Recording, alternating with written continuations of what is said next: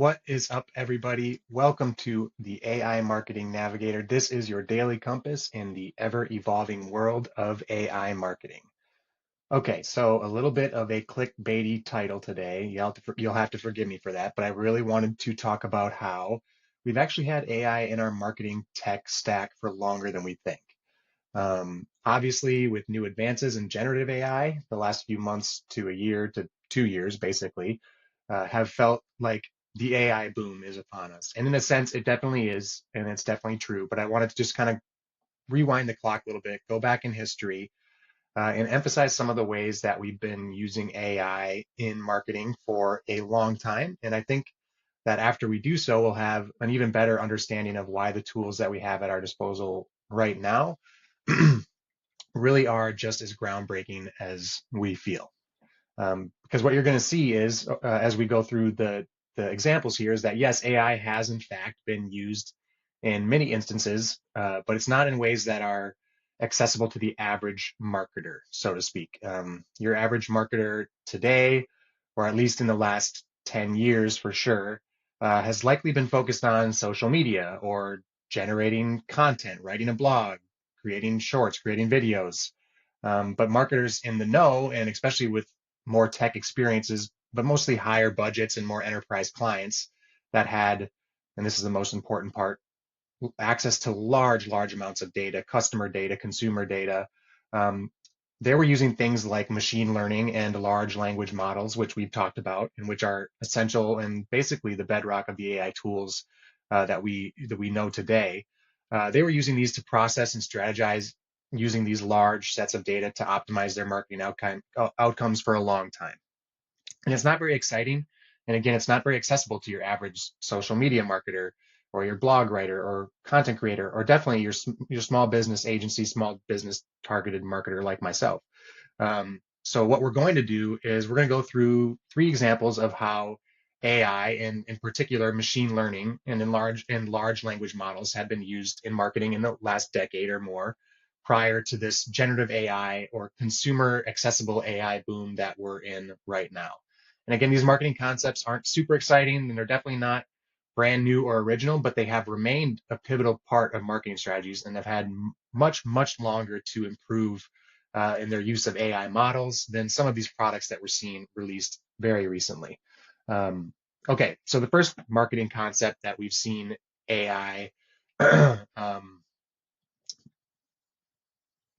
that we've seen AI be present in for quite some time is personalized recommendations or personalization. And we've already talked about personalization a couple times and how it's going to be improved as these AI models grow. And there's some tools that are really trying to do some impressive stuff with personalization. But the fact is that these models have been growing and learning for much longer than we realize. I mean, Amazon, Netflix, these are the platforms that have been using well-trained machine learning algorithms to learn from customer behavior, customer consumption patterns on the apps, directly within the apps, and they've had years to do it. And they increasingly suggest more and more relevant content to these, or products to these users and to these consumers. And that's really AI at work, as we like to think of it right now. And yes, these tools are going to get us there, but it's been here.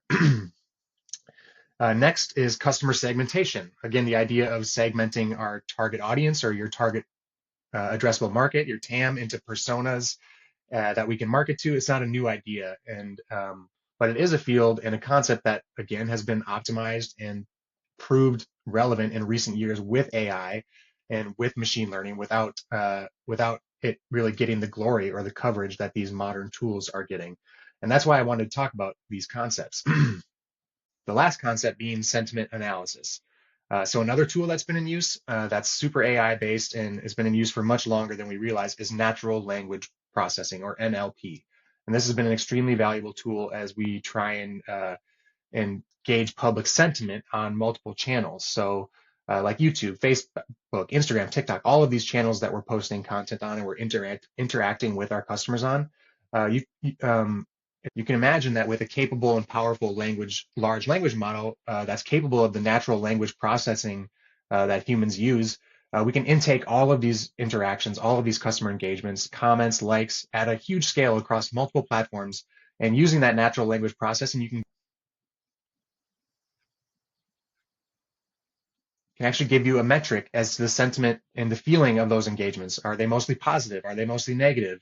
And by being able to track that sentiment, you're able to have a much clearer idea of the current relationship your brand has with its customers, as well as it gives you another KPI to always try and improve on a quarterly or yearly basis. So again, nothing too groundbreaking here in these concepts.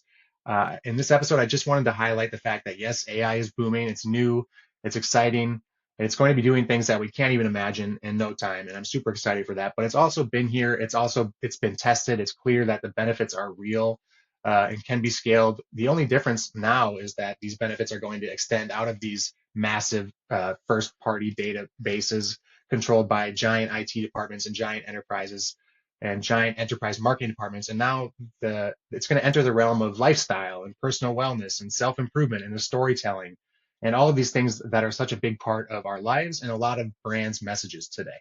Um, don't get me wrong, we are in a new age of AI, but I'm just saying that some of us are behind the game because in many ways, AI is old news. Okay, that's it for today's episode. If you enjoy the show or find it useful in any way, do me a favor and subscribe on Spotify or follow on your podcast platform of choice using the RSS feed. A review on top of that would be even more appreciated and so helpful to the show. So until next time, thanks for joining me and remember to stay curious, stay consistent, and keep navigating forward.